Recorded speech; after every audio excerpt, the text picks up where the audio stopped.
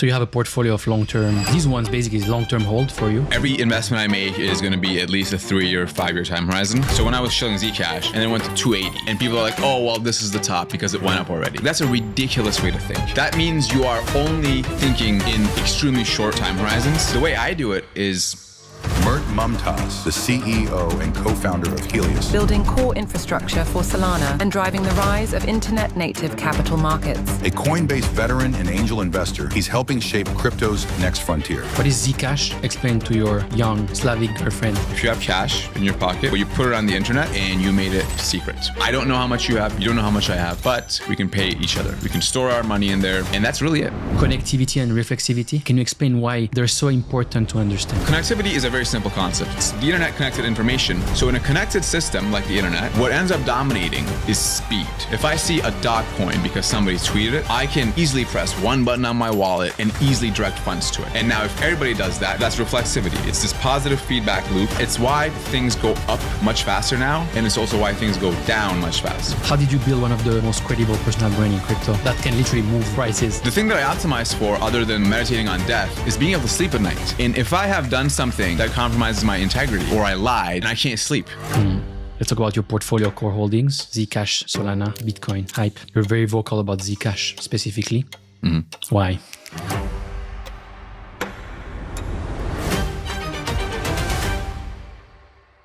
Hi everyone. This is the little bit that I know none of you like that can help us make a huge difference for this show, and we want to take it next. 71% of the people who regularly watch When Shift Happens have not subscribed. And so all I'd ask you, if you want to make a huge difference, is the following. If you've seen this show before and you like it, help me, help my team, hit the subscribe button, and we'll continue to build this show for you. Thank you. Think about the penguins more than the guests. Cast card. I have it with me too. Tell me. Huh?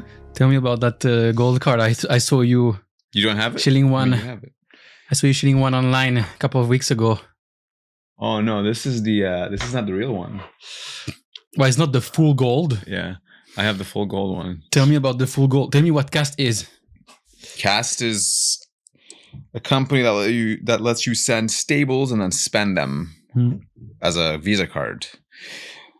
But I think they're going for the luxury market. Premium. Yeah. Like, I mean, they gave me this Tom Ford wallet. Yeah, I think it's Tom Ford for guys, and girls is I don't remember. Oh wait, you were there at the event. I was there, but we met briefly. Yeah, but I had to leave because I had a 16 podcast to record. Yes, busy man. All right, we're good. So, yeah, we're good. What do you do with this gold card? Do you use it? I have now used it. Now it's worth a lot more than a few weeks ago. That's true. I was talking to my girlfriend actually, and I was like, I really should have bought you more gold stuff when we had the time, because now we're not buying any of it. Tell me about that girlfriend. You have a girlfriend, but not any type of girlfriend. You have a Slavic girlfriend. I have one too. There's a saying in finance. There are three ways men go broke: liquor, leverage, and Slavic ladies. How do you turn a Slavic girlfriend into a superpower instead of one way to broke dome? Well, it's a forcing function of life in some sense. It's as if you are in the wild jungle and there's a lion coming after you and you need to know how to run fast. And it's very similar to a Slavic girlfriend, where if you don't make money, there's going to be problems. So, they're like, obviously, I'm playing a little bit. They're generally quite loyal and understanding, especially if they're from, let's say, the native land as opposed to being Americanized. Yeah, but they know their worth, so to speak, and much more so than other dating experiences I've had, let's say. How different is that? Because you said they know their worth, but for me, what I've been really struggling with is that worth is translated into money and expensive stuff. Like I'm Swiss, right? It's like I'm from the Western countries. Yeah. I'm very generous, but still I'm not used to that, right? Yes. It's I struggled with the same thing. It's not a money thing. It's more of a symbolic thing where it's like, why is it manifesting in this way? It seems a little, I'm not going to use any words here, but it seems a little weird. And then I think, if you try to imagine what it would be like if you were a woman, okay? So as a man, like, what do you want from a woman, right? And generally speaking, men put much more emphasis on the looks of a woman, but also, youth and kindness and all these different aspects. Men don't care if the woman is richer than them or has less money than them. So there's, when Jordan Peterson wasn't on drugs, he had some good points around this, which is, men marry across and below social hierarchy, and women, obviously, since they're more vulnerable, they need to marry across and above, right? They need some provider. And I think it's not so much the amount spent, it's much more the willingness to spend that money. So for example, if your income is, $50,000 a year, that's fine. You'll still have to spend a lot of that income, but it's not necessarily about the thing as much as it's about they're willing to actually do it. So it's kind of like this weird signaling mechanism. Now, of course, there are ones that don't fit this, right? I'm not saying all women are actually understanding. There are also ones that are just like, give me all your fucking money, right? So obviously it's on you to find somebody who is actually going to be there even if the money was not, right? So don't want to generalize too much, but I think it's more of a signaling thing for the ones that are actually legit. And I think there's like good biological imperative for it. But it is quite, so I'm Eastern, right? I'm from Turkey. Turkish women are also like this. In America, it's way different. In America, guys talk about potentially splitting bills, and it's like, whoa, you would get killed for that anywhere east of Europe, basically. So it means that the more money you make, the more money you have to spend on that girl. That's the logic. That's their logic, which I don't understand. Yeah, the more absolute amounts you have to spend, but I think the relative percent can be the same. You know what I mean? So if you're making $50,000 a year and you spend, let's say, 40% of your income on the partner. Okay, if you make $1 billion, you're still gonna have to spend the 40%. That's the thing I don't understand. Right. And it's like, it's how they measure some part of, is this guy actually interested in me? Are they willing to sacrifice such and such, because I'm willing to sacrifice, my body to give birth and all these. So they have all these different, and I don't pretend to understand them by any means. I am certainly not an expert on this, but you're learning every day. I am learning. You're in the trenches, in the Slavic trenches. Yes. I will say though, since I've, so my girlfriend today, who is my first Slavic girlfriend, will be the only one, because I think this is the one, so to say. I will say though, that mentality shift has made me more oriented towards capturing some of the value I create. Interesting. Right. So it actually has been positive for me, even though there are obvious costs. So it means you're selling, you're taking profits. I am not. So with investments, I have a very long time horizon. I generally don't sell investments unless I really need it, or if I think a thesis has played out. What I will say though is, when I'm approaching business deals, so contracts, or when I'm even thinking of building new products, I'm much more inclined to now think, okay, we created all this value, but why are we not capturing it, right? Like, it's like there's a love of the game that you have as a builder, but then people take advantage of that. Okay. Yeah. And so with this new, let's say, partner behind me, I'm kind of like, I'm not necessarily going to let anybody take advantage of me here, right? And I posted this video on Twitter of Chamath, of all people, where he goes to Stanford Business School, and he has this great line where he says, it's from like 2018 or 19, right? Yeah. Where he says, get the fucking money. Yeah. Right. Because I'm going to get it. Other people are going to get it.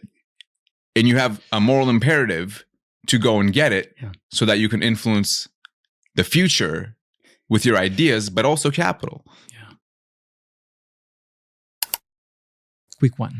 I want to thank our partners who help us make this show possible. I'd like to thank our friends at Jupiter, the most used decentralized trading platform on Solana and the largest DAO in the world. Thank you to our friends at Paradex. It's official Perps Dex season, and we've teamed up with Paradex, the leading perpetuals decentralized exchange with zero fees, deep liquidity, and privacy. Their season 2 runs through the end of January, so you do not want to miss that one. In addition, their flagship NFT collection drops in Q4 this year, and we're giving you a chance to get one. Supply is limited, so hurry up and use the link below to get on the waiting list. And last but not least, thank you to the awesome team at CustCard, my go-to card to spend my stablecoins directly with my Apple Pay to buy anything, food, coffee, hotel night, or plane tickets without having to use a bank ever again.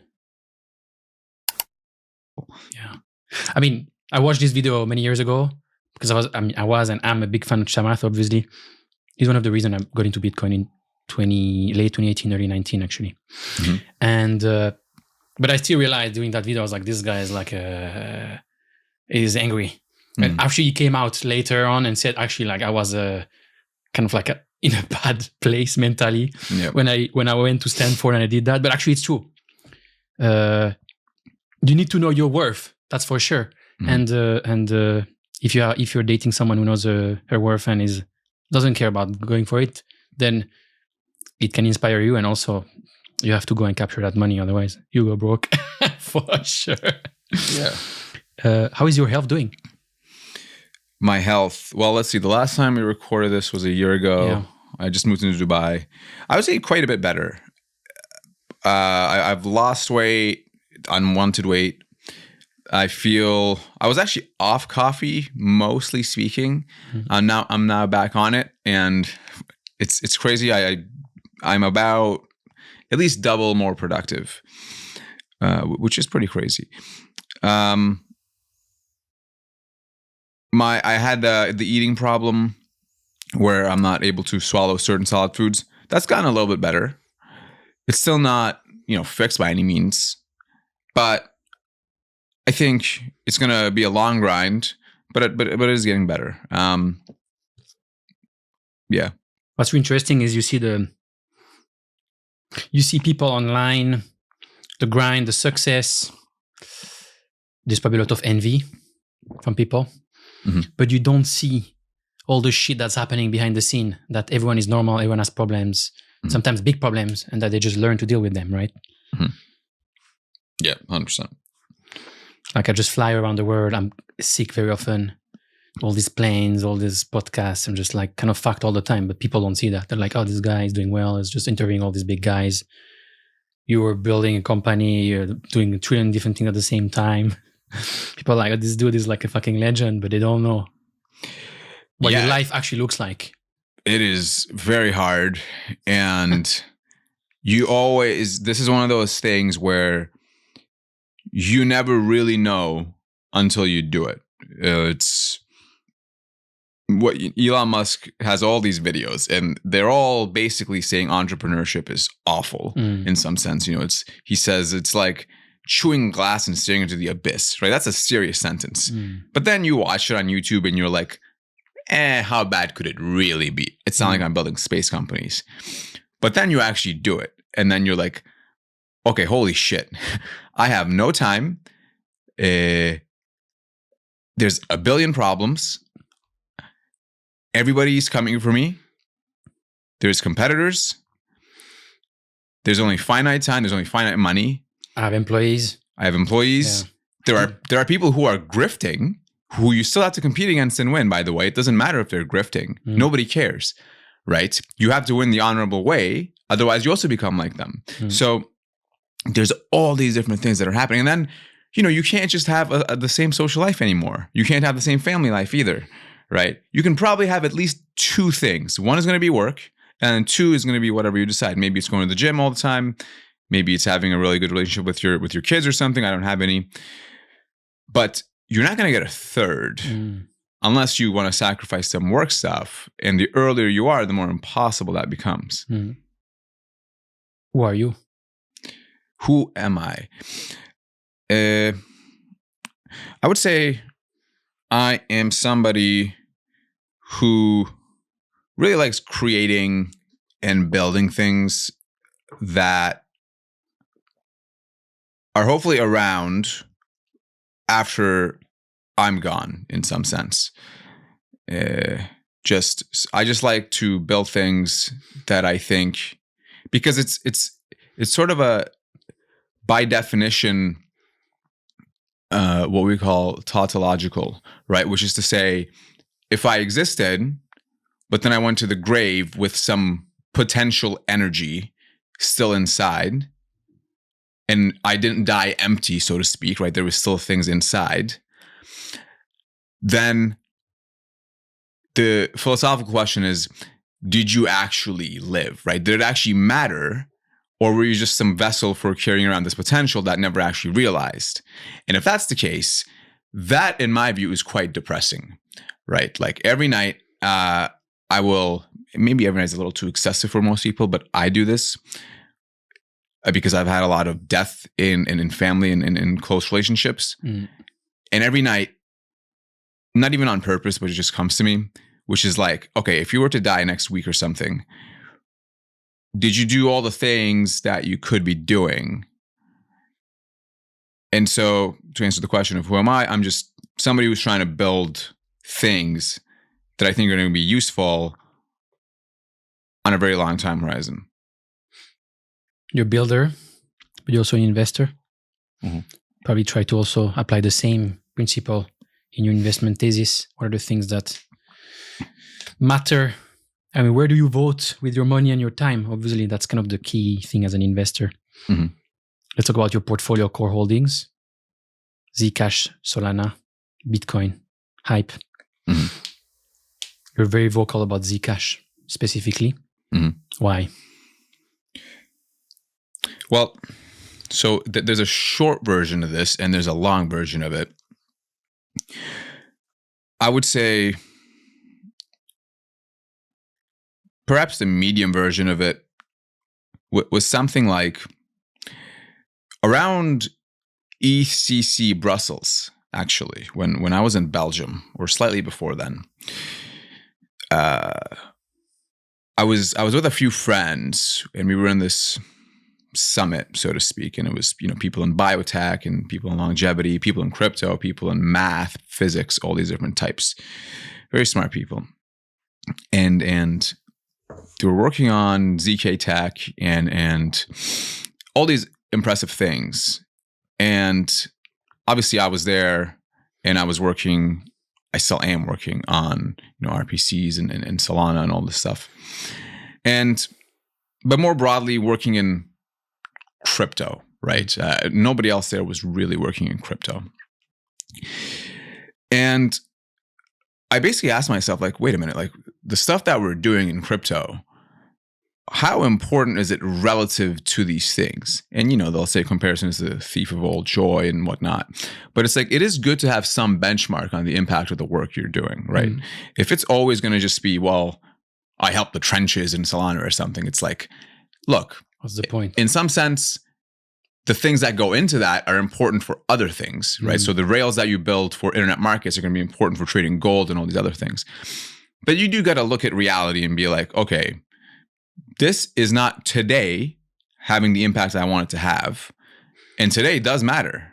The future matters too, but so does today. Anyway, I go to ECC Brussels and I'm still struggling with this question of what are all these people really building?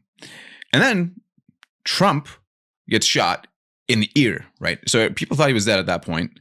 But then in that very brief few hours, let's say, he gets shot. And I'm like, Jesus Christ, like that, this is some serious shit. And all that really shocked me into having some paradigm shift in my view, where it was like, okay, what are the things that are still the biggest problems in crypto? And I do think there are roughly a few big problems, but one of them was, of course, scale and internet capital markets, right? Like, how do you evolve capitalism? How do you evolve all markets such that they're not dominated by Fink or some global, regime? or local regime. And then you have, other than internet capital markets, you have store of value, sovereign money, sovereign store of wealth, right? So something like a Bitcoin.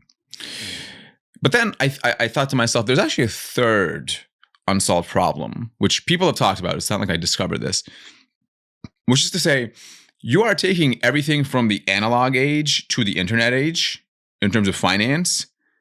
But in every technology that you've done this with, right, with HTTP, there's HTTPS. Where you're encrypting your information at least. But then now you're putting all these stable coins and RWAs on chain. But then there are all, people don't understand this, but you can freeze any most stable coins by a central entity. You can then surveil all the people who use it. And you then combine this, because I'm Canadian, with things like the truckers in Canada who are getting their wealth, their children, everything seized because of their financial activity.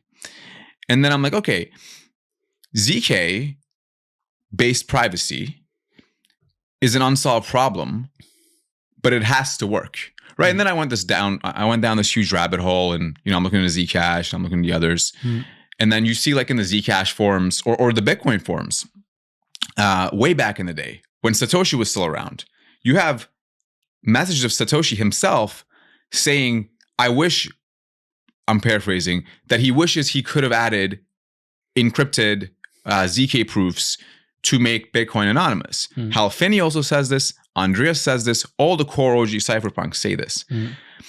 And so then I'm like, okay, this is clearly a mission that's extremely important for freedom, sovereignty, and also for crypto to actually not be dystopian, right? And then so I started actually playing around with this idea since then. If you look at my past tweets, I basically will have like a weird one-liner, two-liner on privacy and sovereignty every week or so until very recently. So it's been happening for a year. And then Charlie Kirk got shot. And this time it wasn't just an ear thing. I literally saw the video of him getting, and like I'm wearing a shirt right now, for example. And I'm not like some right-wing person, or I don't even care too much about American politics. It's much more that this is a guy who's promoting ideas. Sure, he does it aggressively, but whatever, it's still ideas. He's not punching anyone in the face. And then I'm like, okay, this stuff is serious. Like, these people are actually, they will do whatever it takes. And by they, I don't mean like some weird secret shadow organization, but I just mean people who disagree with you will use their power to harm you in some way. And then I say, okay, well, privacy is like really, really important and really slept on. And I basically just kept posting about that. What's the link between privacy and people getting shot, or big people getting shot? How can privacy solve or help or prevent this kind of tragic event to happen? So privacy is one tool needed for an individual to have sovereignty and freedom. It's not the only thing, right? You're not going to become sovereign just because you hit everything or whatnot. But it is one tool in the grander scheme of things, right? You're not going to be able to, for example, you're not going to be able to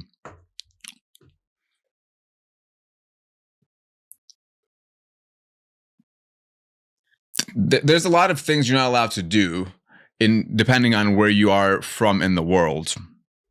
And you should have at least the choice of disclosing whatever you need to disclose to while being legal, obviously. Otherwise, you have created this new reality where you basically ask the government and the feds, here, buy my bag so that I get rich. Oh, but the price is that my children and everybody on going forward will not have individual choice, right? It's kind of like the Fifth Amendment in the States, which is to say, if somebody like searches you or something, you can, what do they say?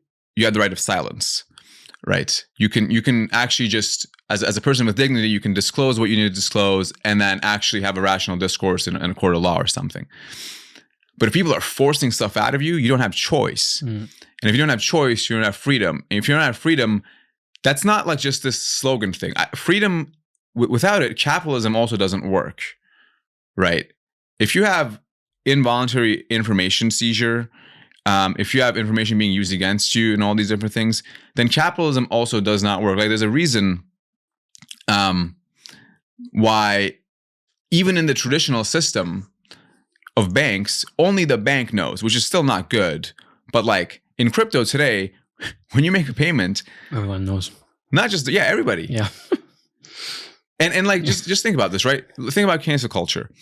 In social media, people will dig up a post you made as a joke, as a teenager, and cancel you forever for it. What happens if now they can see your financial activity? Yeah. It's fucked, of course.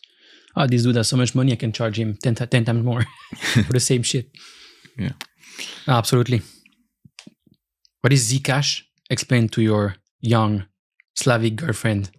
Zcash is, imagine if you have cash in your pocket, but you put it on the internet and you made it secret, such that I don't know how much you have, you don't know how much I have, but we can pay each other. We can store our money in there. And that's really it. Now, if you are not my Slavic girlfriend, but you are a crypto person or somebody a bit more sophisticated, let's say, it's an L1, proof of work, fair distributed over 8 years. Everybody down horrendous if you look at the chart.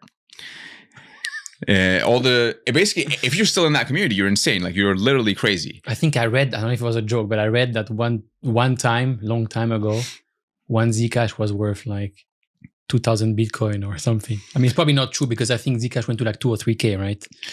The first 9 year, so maybe 10 Bitcoin or whatever. Yeah, there's like a meme like one Zcash is like 7 Bitcoin.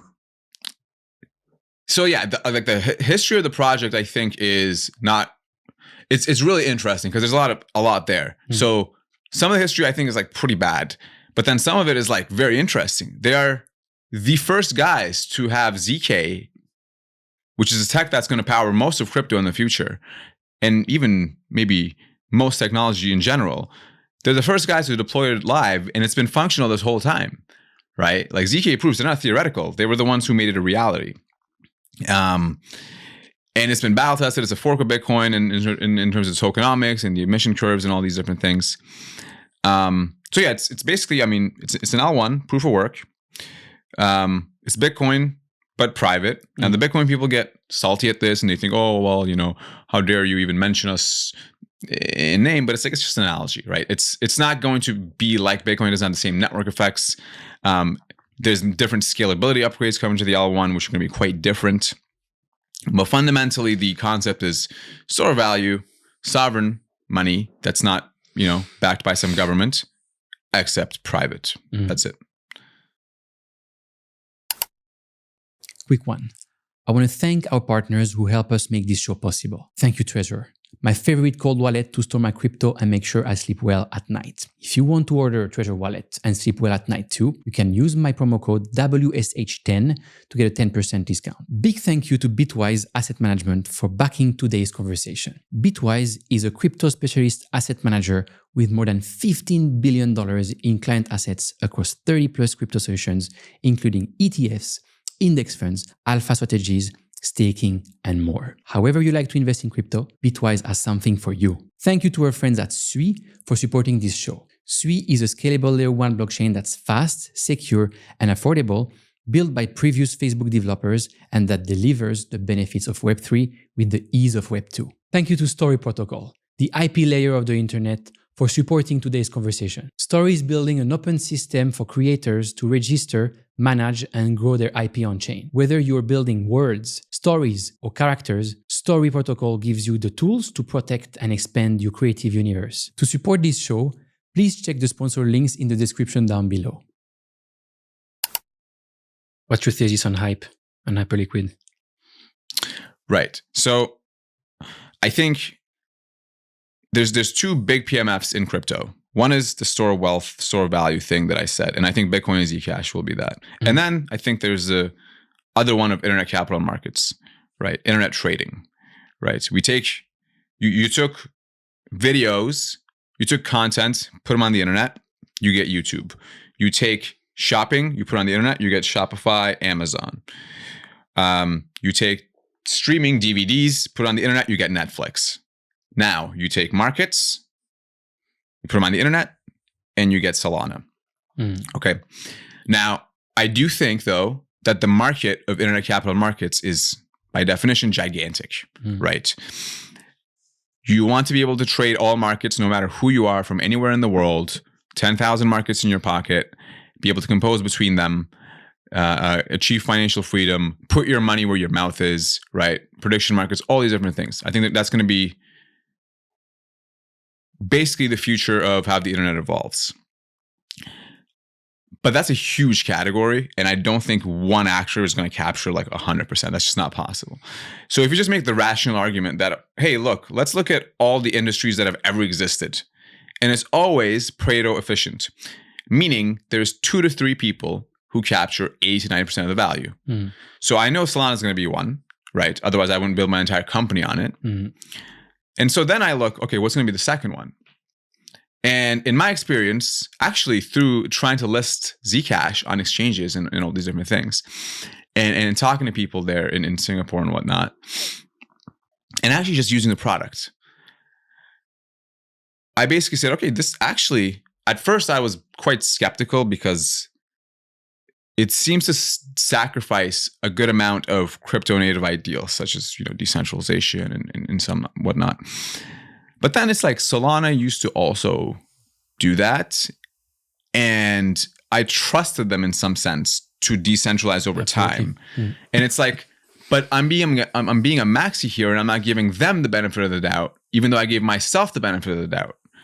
And it's like, I'm not sure if that's fair. Now, to be clear, I'm still not fully convinced they're going to be able to keep the same product quality if they fully decentralize or something. But it's unclear to me they need to fully decentralize, right? So for example, if they're in Tokyo right now, in terms of the validator set, perhaps they can be in Hong Kong and then maybe another jurisdiction. And so maybe it's not like extremely decentralized, but it is decentralized.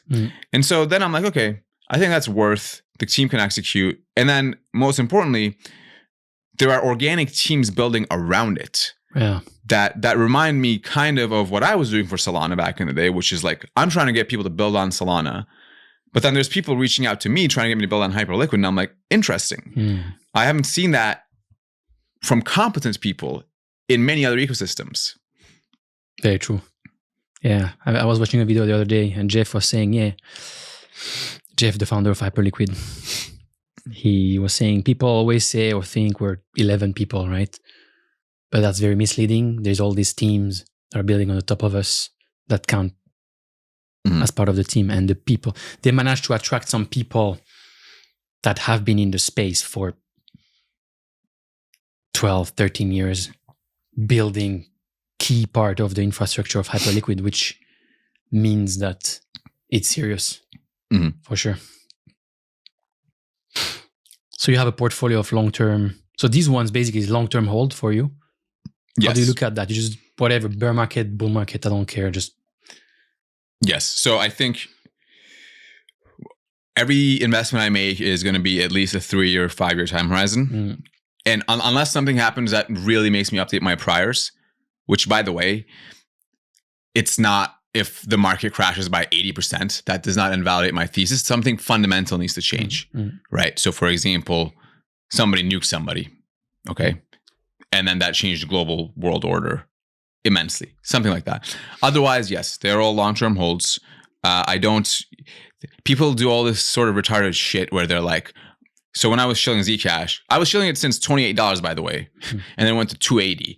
And people are like, oh, well, this is the top because it went up already. It's like, that's a ridiculous way to think, okay? That means you are only thinking in extremely short time horizons.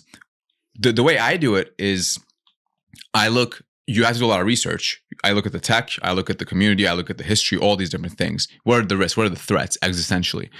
And then you arrive at some valuation of what you think it should be worth. And then you, one, compare it against similar things. And then you derive from first principles what you think it could be worth if such and such conditions are met. And then you ask yourself, is this undervalued, properly valued, or overvalued? If it's undervalued, I'm going to keep allocating to it until it meets that valuation. It's that simple. Yeah. That's what people do with Bitcoin, digital gold, normal gold, comparison obviously. It's also what they do with stocks, right? Yeah. I'm not sure why crypto is so different. Yeah, absolutely. The reason why they're saying, it's the top and kind of go crazy when something goes up 5, 10x or when something goes down back 70% is because it's crazy volatile. And this is because of what you call connectivity and reflexivity. Ah, yes. Can you explain these concepts and can you explain why they're so important for crypto investors to understand?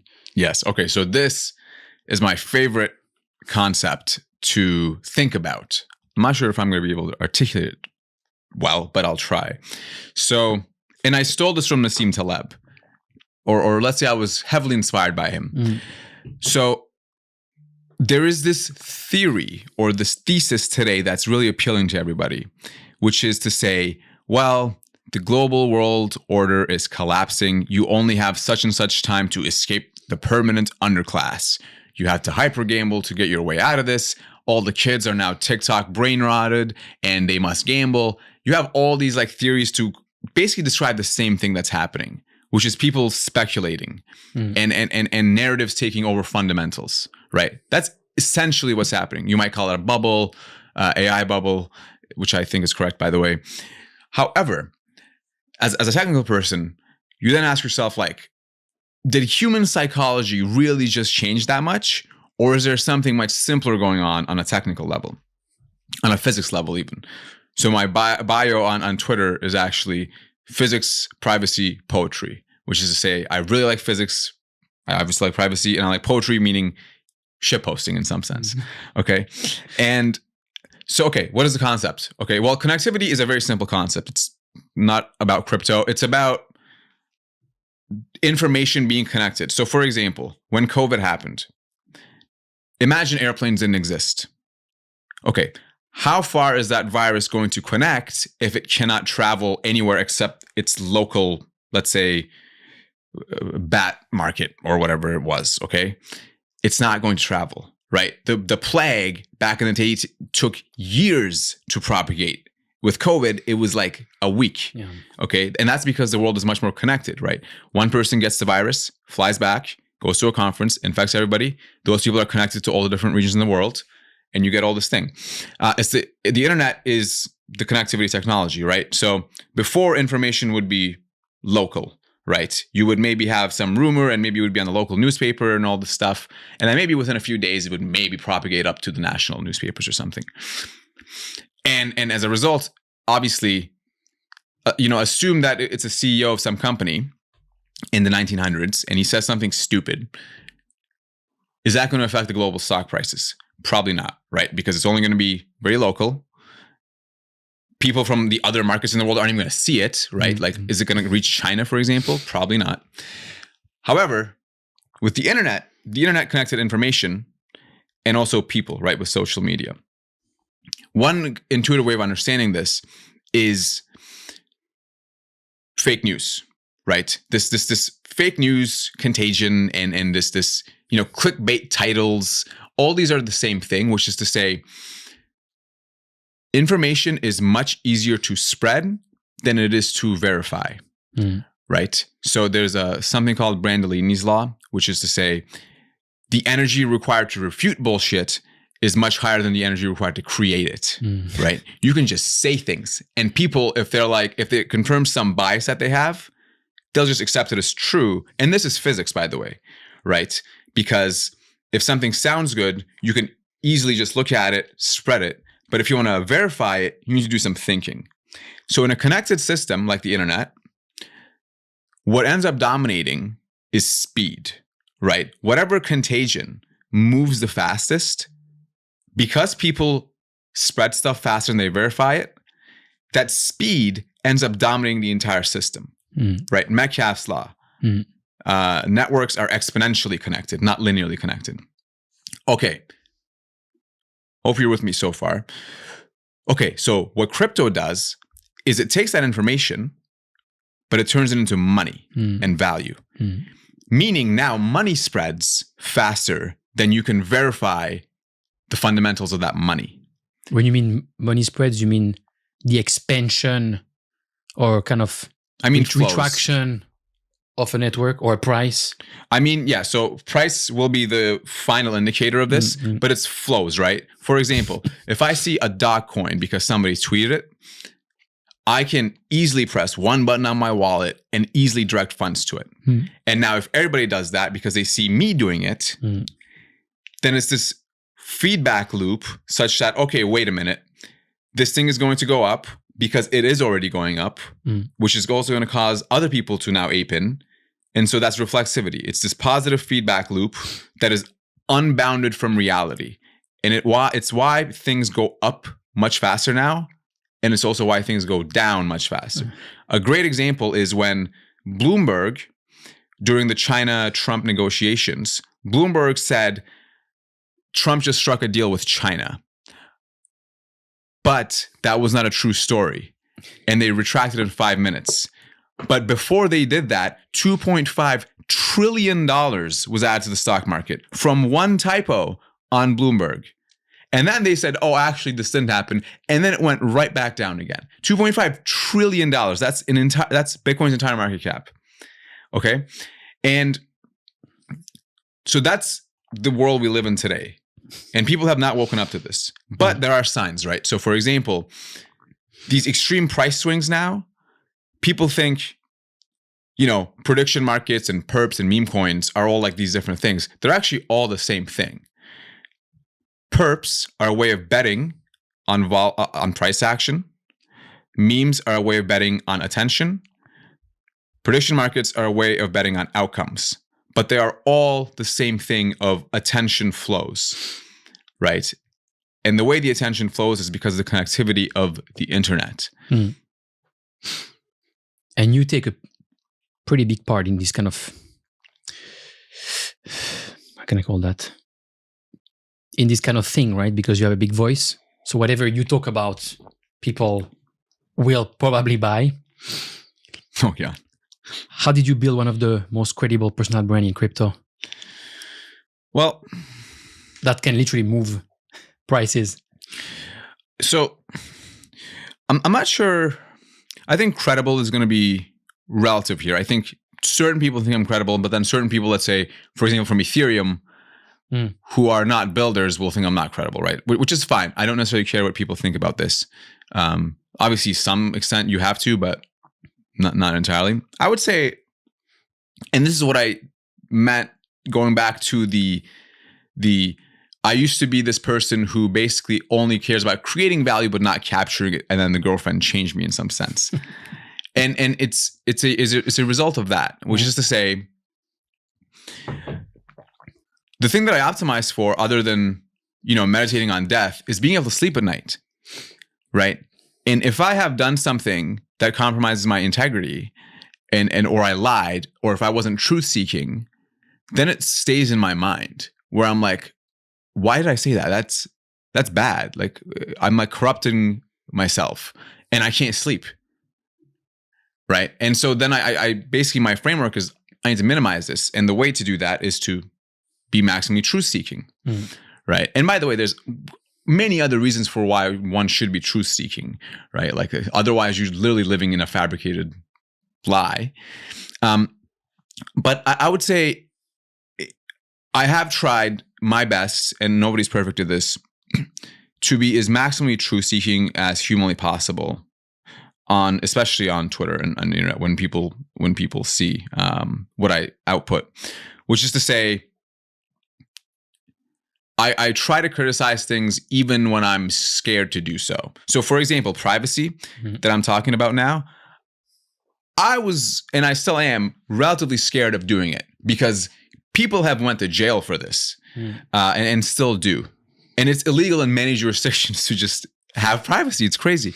And so I am scared of traveling to certain places. You're in Dubai, you're fine. Yeah. So Dubai, I'm fine. But my friend Fede, he traveled to Turkey as a Tornado Cash investor or something. And they questioned him. And it's like, okay, like this stuff is not zero stakes here. Anyway, so I would say the way I approach Twitter and really everything is you have to be as authentic as possible, but then you also have to be not boring. Okay? You do need to understand here that if you're boring, no one gives a shit. Okay? And if no one gives a shit, then what are you doing? Like, I mean, you can just do it for yourself, of course, but then you're not going to get things done. And to get things done, you need to work with other people. And to do that, you need to appeal to them in some sense. But the way I think about this is that I'm also people. And if I can appeal to myself, if I can make myself laugh. Yeah, absolutely. It's ultimate right? benchmark. Yeah. Like every joke that I make. Because you laugh first. On Twitter, I'm like, that's funny. And like people are like, oh, this guy's insane. But it's like, if I'm laughing, hopefully there's somebody else laughs from it, right? To close today's conversation, give me an example or two of the absolute most amazing things that happened to you thanks to your personal brand. Oh, too many. I will say, I do believe that the Twitter antics, and you can't just leave it with Twitter, of course, you need to combine it with real world shipping and building a team. And so what we've built with Helius, for example, so myself plus Helius, I do think it's played a significant role in changing the trajectory of Solana, which I believe is going to be the best manifestation of this new era of capitalism. I think people aren't going to see it today. I do think within 10 years, when this stuff really starts taking off, it's not going to take as much as that, but I think people will really see it at that point. And I do think that if you were not around defending this network, defending the ideals, that it wouldn't have happened. Now that's speculative, but that's what I'm going to take comfort in. Similarly, I believe the same with Zcash. I believe that if me and my friends and the people who choose to join us on Twitter had not worked on this project, then privacy in crypto would have been compromised, right? I mean, even today, it's not just Zcash, it's every privacy protocol in crypto having renaissance, right? Everybody across all ecosystems are now realizing, wait a minute, we have this golden era of 3 years while Trump is president, while everybody else is legalizing scams and all this stuff. Let's legalize individual choice for privacy. So I think those are going to be the main ones. And then 3, I feel like I made quite a few high integrity friends. I think it's very interesting. Every time I'll post about like a health problem, like briefly. So for example, I made a shit post about how I went to the doctor and such and my arteries didn't work. And it was actually all a troll post. I remember. To say like increased bandwidth, reduced latency for Solana. But then I had like a few doctors like message me on Twitter and some friends and like the CEOs of other huge protocols messaging me, giving me advice. And I was like, this is pretty awesome that people who just know me from some guy who just calls people retarded on the internet, they'll just message me and they'll try to help me. And I think that's quite awesome, right? That is what social media actually allows for. Yeah. And you don't realize it until these people reach out. Exactly. Absolutely. Thank you so much, Mert, for doing that. That was way too short. We'll have to do a part 3 in the future. Cool, man. Thanks for having me. As you probably know by now, I host some of the biggest names in Bitcoin and crypto on my podcast. But a lot of the best stuff never makes it on air. The Shift newsletter is where I share that raw behind-the-scene alpha, the insights, stories, and lessons straight from my guests that you won't hear anywhere else. If you want the real inside take on Bitcoin and crypto, join my newsletter, The Shift, in the description down below.